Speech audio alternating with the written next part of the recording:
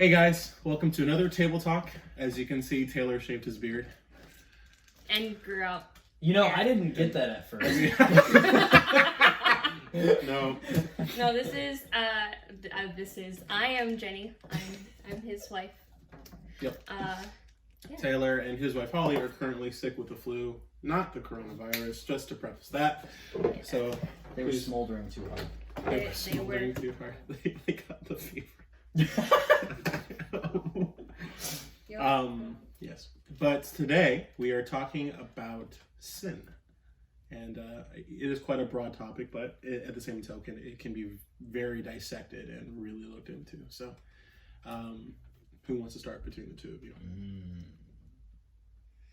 I'm honestly going. I guess I'll go with it. I am going to preface with that I grew up Lutheran, which obviously is very close to Catholicism, as they did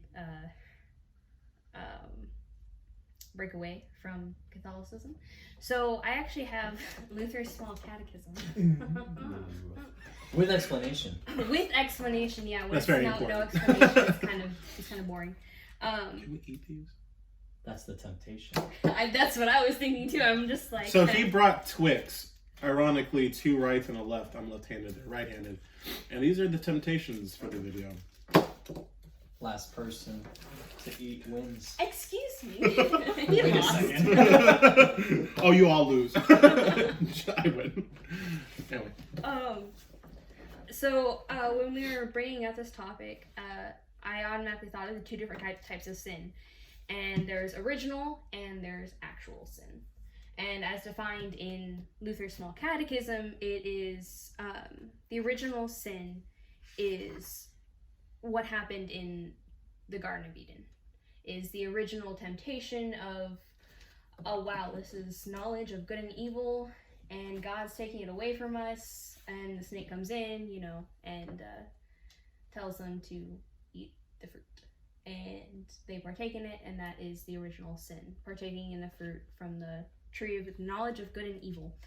And then basically that it has brought guilt and condemnation to all people, and it's left everyone without true fear and love of God, that is spiritually blind, dead, and enemies of God, and causes everyone to commit all kinds of actual sins. And the actual sins are broken into sins of commission and omission. Commission is the ones that we choose to do. Like, I'm gonna go murder that person. I'm gonna go lie to my parents. All that kind of stuff. But the sins of omission is, like, if you notice somebody's acting really strangely and following somebody, you decide, it's fine. I won't do anything about it. Or you don't call the police, you don't anything that's big or small. The only things that are coming to my brain are the big ones, I guess. That's okay. They're good examples. Yeah. So. Yeah. So in Luther's Small Catechism, in one of the questions that it explains, it breaks it down to James 1 verse 15. For commission, that it's after desire has conceived, it gives birth to sin. So we are born with our sin. And then for omission, it gives the example of James 4 verse 17. Anyone then who knows the good he ought to do and doesn't do it sins. So. Ooh, which verse was that? I'm sorry, you just closed it. 4:17. James 4:17. James 4:17. Ooh, that's such a good statement. The one who knows good and chooses against it. That's key. Yes. That ties into kind of what Paul... Choosing against it. Right. That's what Paul talks about in Romans, actually. When he's talking about the depravity of mankind and how... let's just open up a bit, right? Which verse? That's Romans 1. I'll tell you the verse in 2 momento. Okay. Wow.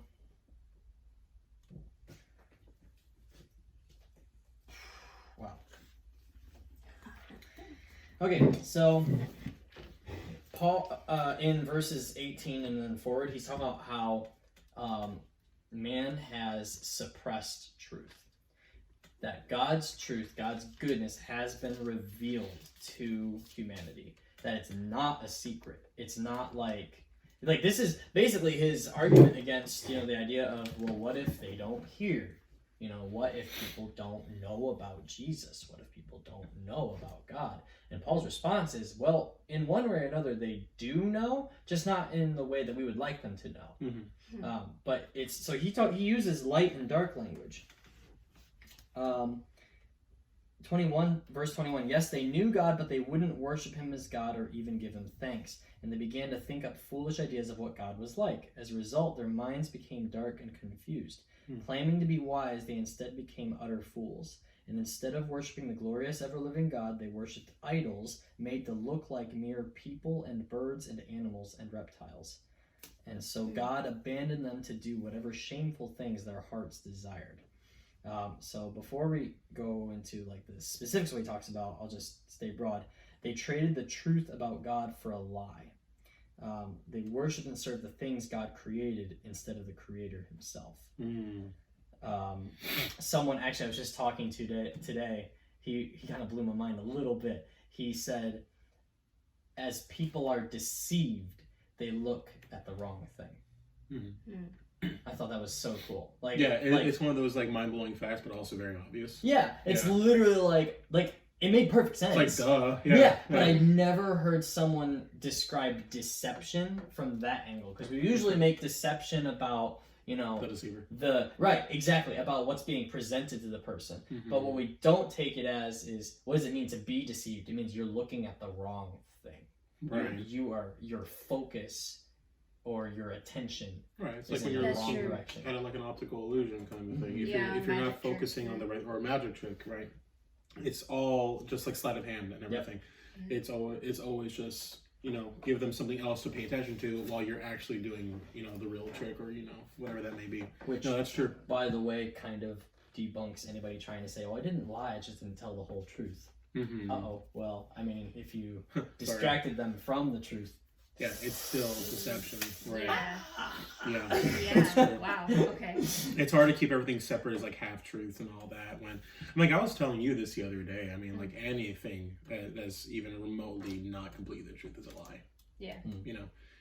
Even the slightest little exaggeration, we don't think of it as a lie because it's just what has become common in language and how we talk. Sure. But by definition, it's still not the truth. Yeah. We'll come back. We should come back to truth only because I feel like truth and good are actually very closely related. Much more closely related than we allow it, because we see truth through a Western mindset, which is analytical and logistical. Truth relates to what can be measured and what can be observed, and how it's something. It's a value. It's a measurement. It's not necessarily a quality. It's a quantity. Right. That's kind of how we understand truth, and I don't think it's really accurate, which is ironic. Right.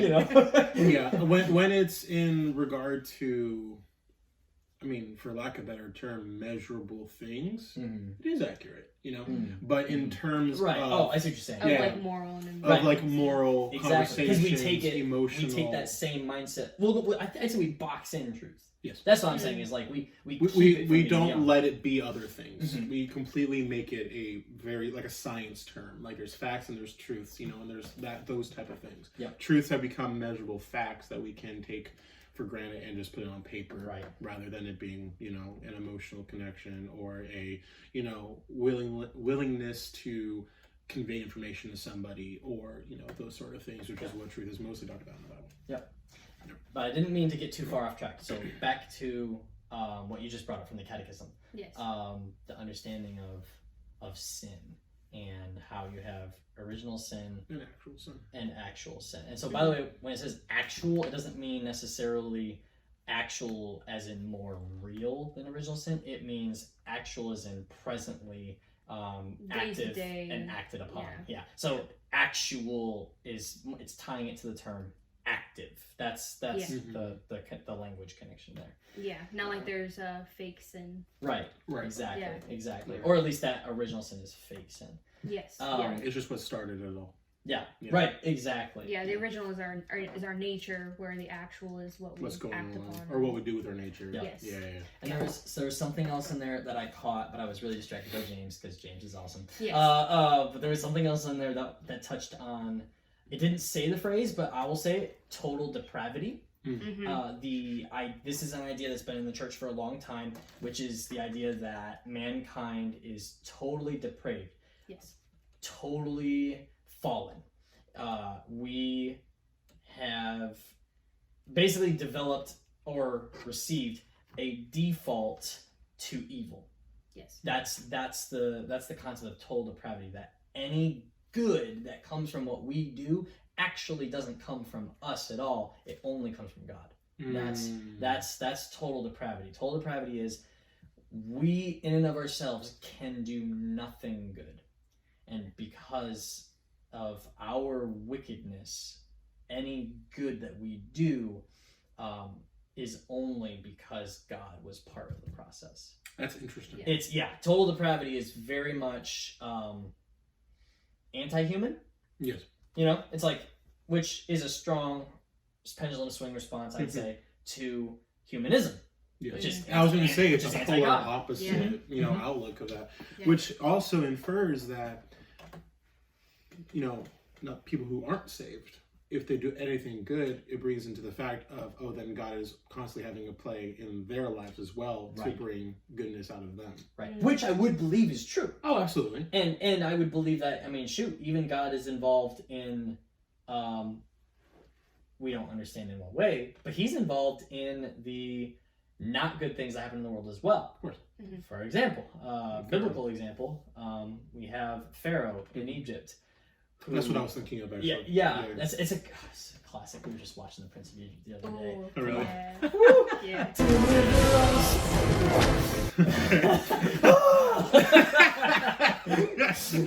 Yes.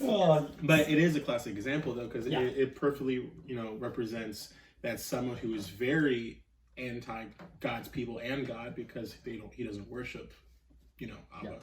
Mm-hmm. It's a thing of, but his actions were completely a response of God intervening and having, saying what happened. So his bad actions turned out to be for good because it pushed forward what God was planning on doing anyway. Right. And so I bring that up only because it pushes the boundaries of how we understand sin, because the really traditional, church approach to sin is that which is against or not from God. Which, that's a pretty safe understanding of sin. Yeah. That's not super problematic to say that. Right. It's hard to argue against that. Right, exactly. What becomes a problem is then determining from that, okay, so then what in my life is sin? I think that's where everything gets really muddled up, and the church has failed in this area, I think, because we oversimplified it. I think I talked about that another time. Yeah, I think it was like talks where I was talking about how that's like one of the greatest faults of the church is oversimplification. I'm pretty sure you said it during the history of the church. Yes. Okay. Yeah. I'm fairly positive that's when it was. This is one of those areas. Oversimplifying is helpful and it's a tool, but you have to then unearth each little branch out It's a into good the roots of where it's 101 actually supposed to be. class. It's Yes. a great 101 class. But after that, you have to have 201. You have Yes. to move You have to forward, and you have to Exactly. continue. In on. other words, as Paul puts it, you have to move from baby food to the meat of the faith. That's the kind of stuff he's talking about. It's like y'all are still just living off of this little stuff that I gave you, but there's actually much more in depth for you to explore. Yeah. I mean, that's a absolutely. perfect example of how we just say, baby Christians, Yeah. And the hard truth of the matter is that a lot of people stay a baby Christian for a very long time. Or even just a baby in their spirituality, just in general. So I meant. Oh, yeah, of course, yeah. Yeah. Like, I was just saying, because even if they didn't go by the label Christian, sometimes people will just be like, I got you. I'm spiritual. But they don't, grow it all. So it's like, well, what benefit do you get from that? Like, you're just... I was going to say, what's the point of it? You're just putting a label on yourself so you feel better. Right. You know? No, that's interesting. And we always keep on bringing Paul up. And one thing I want to say is kind of like Paul's kind of involved in the second part of what I want to say, because I'm a very big fan of... Bless you. Bless you. Bless you. Taylor would be happy. I'm blessed in 3. Sorry, you said I'm a big fan.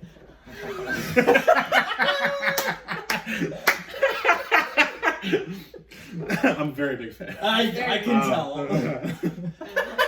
So I'm a very big fan of Hebrew and Greek. That's okay. That's Got a very it. big. Got it. I was wondering where I'll be Our laughing for attention years. And in Hebrew, the Hebrew word for sin that we translate from is kata. Okay. So kata in its original terminology and like how it's usually depicted as is you're failing to reach a goal. You're failing to accomplish something. Interesting. Right.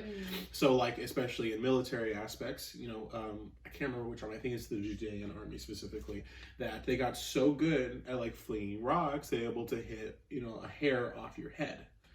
Right. And failing to do so is kata.